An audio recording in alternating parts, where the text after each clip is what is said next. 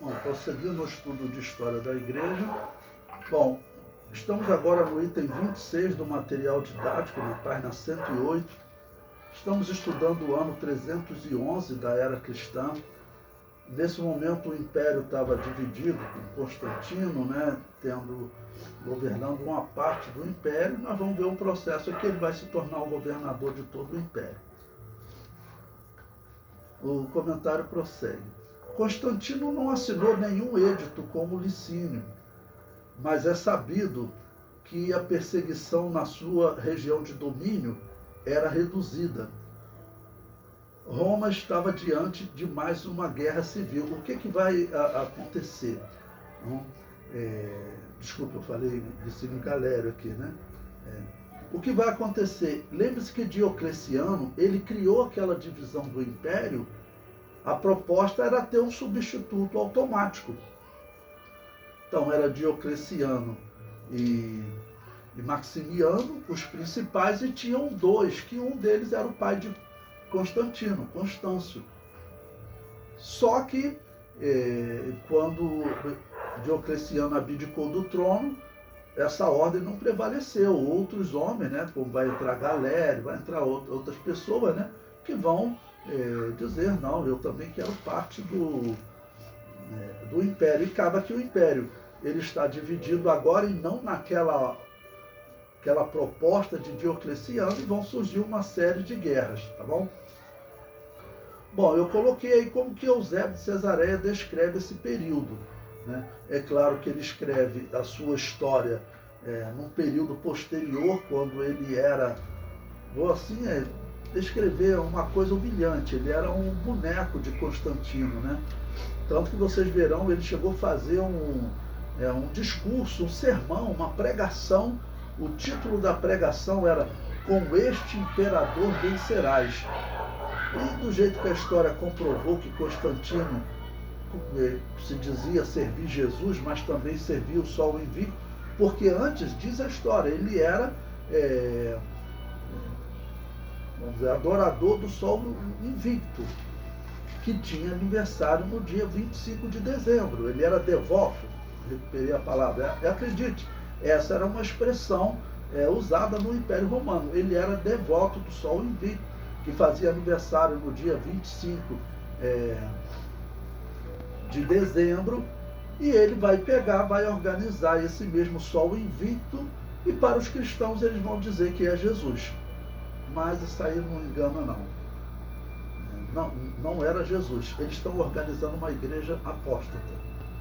Não tem como isso ser verdade. O que vai mudar na igreja a partir de agora, principalmente esse negócio de purgatório, né, esquece, não tem chance dessa história ser verdade.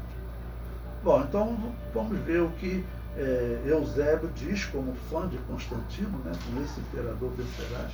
Ele diz: Constantino, imediatamente proclamado desde o início imperador absoluto e augusto pelas legiões, as legiões deles falaram o seguinte: Constantino, você é o maior deles, nós estamos contigo, vamos para a batalha. E no final ele vai ganhar de todo mundo, vai usar umas estratégias, enganar um ou outro, mas no final ele vai ganhar de todo mundo, tá certo? E prossegue: e muito antes destas, pelo próprio Deus. Ou seja, Eusébio de Cesareia já está dizendo que Constantino realmente foi levantado para esse propósito. Os católicos e os protestantes dizem isso. Bom, olha, os historiadores, eles dizem o seguinte, quando eles têm comentários, falam: olha, o fato da história é o seguinte, ele manteve a mesma religião, agora organizado com personagens do cristianismo, mas é a mesma religião. Inclusive, o que garante isso, que é a mesma religião? É a prática de acreditar que os mortos podem influenciar neste mundo e que nós podemos influenciar no mundo dos mortos. Essa prática é que ela é inserida em definitivo agora a partir de Constantino. Ele continuou praticando a religião de Roma. Essa religião, ela era fundamentada sempre na honra aos mortos, né, para tirar eles dos lugares de sofrimento que eles iam, né, segundo a mitologia que era contada em todos os países. eles iam para um lugar de sofrimento. Você lembra aquele filme da cidade de Troia, em que Aquiles mata o maior soldado de Troia num desafio pessoal, o Heitor, né? O maior guerreiro de Troia. Aí depois o pai do guerreiro, né? O rei de Troia, ele vai e pede a Aquiles o corpo do filho. Ele fala, para eu colocar a moeda no olho para o barqueiro. Por quê? Eles acreditavam que quando a pessoa morria, ela chegava em um determinado lugar e ela, nesse caso, tinha que ter um dinheiro, ó, me leva para um lugar bom, do inferno, né, esperando, e as pessoas faziam ofertas para ajudar essa pessoa para ele ir para um lugar bom. E eles acreditavam também que os mortos podiam voltar nesse mundo, então normalmente também eles faziam coisas para que os mortos não voltassem. Ninguém ia num cemitério, a pessoa foi enterrada lá, ninguém mais voltava lá naquele lugar. Eles construíam outro cemitério, não mais antes eles nem voltavam naquele lugar. Então, essa era a religião deles, a mesma religião Constantino mantém na Igreja Católica. Só que eles chamam de reverência aos santos, mas o negócio é que eles acreditam que os santos homens de Deus que morreram, eles acreditam que eles podem influenciar neste mundo. Essa é a heresia católica.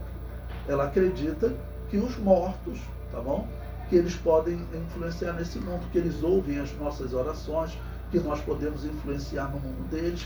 Tanto que eles falam, olha, se você não fizer um sacrifício, uma missa de sétimo dia, não der uma oferta, a alma do teu parente vai ficar queimando no purgatório muito mais tempo. Aí o que as pessoas faziam?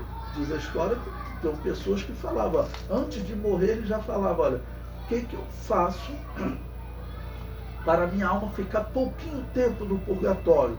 E aí eles falavam, isso era normal. Pega a tua fazenda, quantos filhos você tem? Tenho 3. Divide em 4 partes. Uma parte para a Igreja Católica, tá bom? Então isso diminuía o tempo no purgatório. E depois, se vocês forem no interior, vocês vão encontrar, até hoje é normal, nos terrenos, na Igreja Católica, eles fazem um cemitério também. Por quê? Ser enterrado ali naquela terra santa é menos tempo também no purgatório. Nós vamos chamar essa doutrina de uma doutrina normal? Não. O que Constantino está fazendo, o que se faz até hoje, seja a Igreja Católica, seja a Igreja Luterana, a Igreja Anglicana, eles praticam o mesmo que as religiões dos incas, astecas, maias, as regiões dos nativos do Brasil, dos pagãos celtas.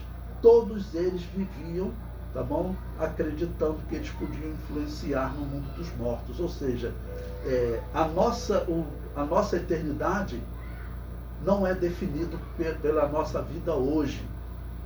Você pode morrer e mesmo depois da morte a coisa pode ser ajeitada para você. Literalmente é isso, enquanto a Bíblia ela é taxativa, está ordenada aos homens morrerem uma só vez, vindo após isso o juízo. O homem morreu, sofreu o juízo. É isso que está na Bíblia. É o que a igreja primitiva pregava. É o que uma igreja cristã tem que pregar. E eu sempre digo, lembre-se os calvinistas. Calvino disse que isso é paganismo. Ele chamou essa igreja de pagã, mas disse que era a igreja de Jesus praticando paganismo. Isso é impossível. Tá bom? Pois bem, então, ele está descrevendo Constantino porque ele é um serviçal de Constantino. Seria como você preso a um político que conhece a tua vida todinha, você não tem como dizer não. Tá bom? Aí você fala uma coisa dessa, né? Faz esses sermões como ele fazia, né? Então ele diz, e muito antes destas, pelo próprio Deus, imperador universal. Quando ele escreve, ele já era um imperador universal, né? Mostrou-se cópia de seu pai na piedade para com nossa doutrina. Assim era este homem. Mas, além deles, proclamou-se a Licínio como imperador e Augusto, por voto comum dos imperadores. Então, ou seja, o império está dividido.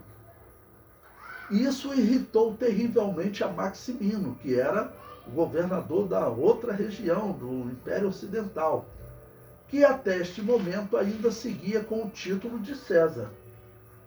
que seria um título menor. Em consequência, como era um grande tirano, arrebatou para si fraudulentamente a dignidade de Augusto, e nisto converteu-se por si e ante si. Ou seja, ele falou, eu também sou Augusto, antes tinha 2 Augustos, agora vai ter 3 Augustos. O homem tem toda uma cobiça pelo poder, né, pelo governo. Esse é um exemplo, foi assim que Satanás começou, né? Então esse é um exemplo. O comentário prossegue. E neste tempo surpreendeu-se tramando um atentado contra a vida de Constantino, aquele que, como foi demonstrado, depois de sua abdicação, voltou ao cargo e morreu com a mais vergonhosa morte.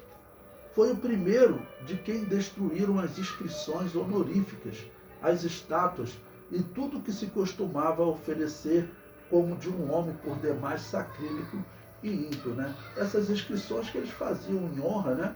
Porque o indivíduo morria por via de regra, ele era transformado em Deus. Isso vinha desde o ano 50 antes de Cristo, né? Com César Augusto. Okay? Então, quando ele morria, ele se tornava Deus. Isso era padrão. Mas aí depois esse que se tornou Deus agora é quebrado todas as honras a esse Deus. Será que esse Deus não vai criar um problema com eles?